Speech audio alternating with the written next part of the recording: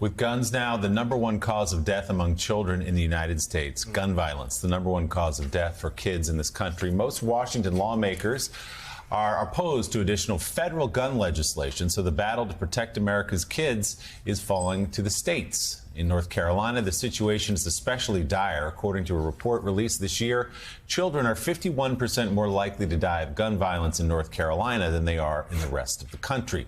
Joining us now is someone working to change that. North Carolina's Democratic Attorney General Josh Stein. He also is a candidate for governor in the state. Mr. Attorney General, thanks for being with us this morning. You've talked about things like red flag laws, background checks, raising the age to get an AR-15 to 21. Not exactly gun grabbing, but just some new rules and some new laws that, by the way, have broad national support across parties. What's been the response to those ideas in North Carolina? Well, there are two ways you can measure response: by the people or the Republican politicians in our General Assembly. The people, there is widespread consensus that dangerous, violent people should not have guns, and that's why we have comprehensive background check systems. That's why we have red flag laws to take guns away from people who pose a risk to themselves and to others, and that's why kids who can't buy a beer, who can't buy a cigarette, but can buy an AR-15 should not be able to until they're 21 years old. There are so many sensible things like safe storage laws that if we enacted here in North Carolina, they wouldn't solve this gun problem, but they would have a measurable impact on reducing the number of people who are dying gun deaths. We have a Republican General Assembly that seems to be completely captured by those who want to have guns everywhere, and I am all for the Second Amendment. These two ideas, respecting the Second Amendment and keeping guns out of violent people's hands, are in no ways inconsistent. Mr. Attorney General, I grew up in a gun culture, Georgia, Mississippi, Alabama, Northwest Florida. And, it was very common, and I'm sure you have too. You walk in for Thanksgiving dinner at your relative's house. They got the shotguns up against the wall. But guess what? They're locked up, right?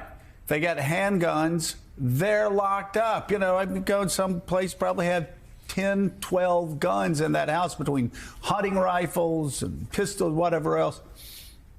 Shotguns, they're all locked up. My point is that, like, in every church I've ever been, I talk about churches, my tour of churches in the Deep South. A lot of them are NRA members. They're all hunters.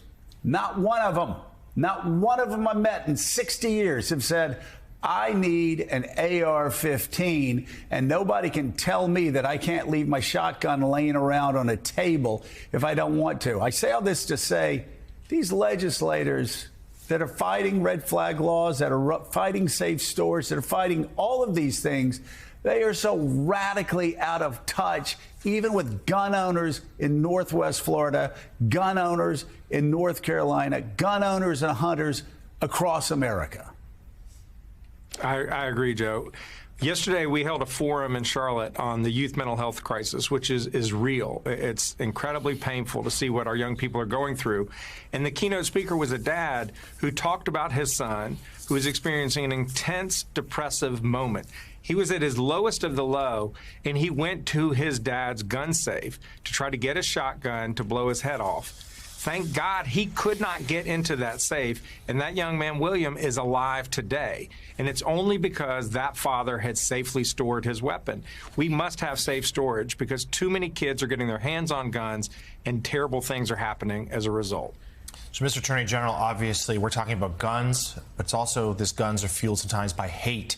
And you're supporting in your state the Hate Crimes Prevention Act.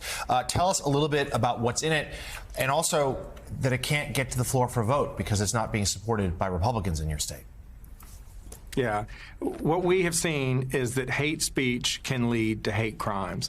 And the number of the increase in hate crimes that are happening against all populations. I mean, it doesn't matter if you are black, if you are Jewish, if you're Hispanic, if you're gay, or any other of these marginalized groups, the number of increased in incidents is really very troubling.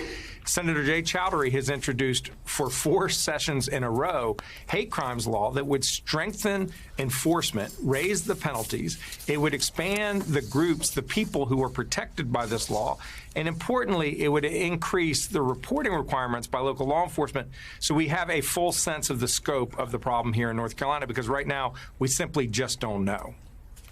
North Carolina Attorney General Josh Stein, we appreciate you being with us this morning. I'm sure we'll talk to you again soon. Thank you very much, sir. Turning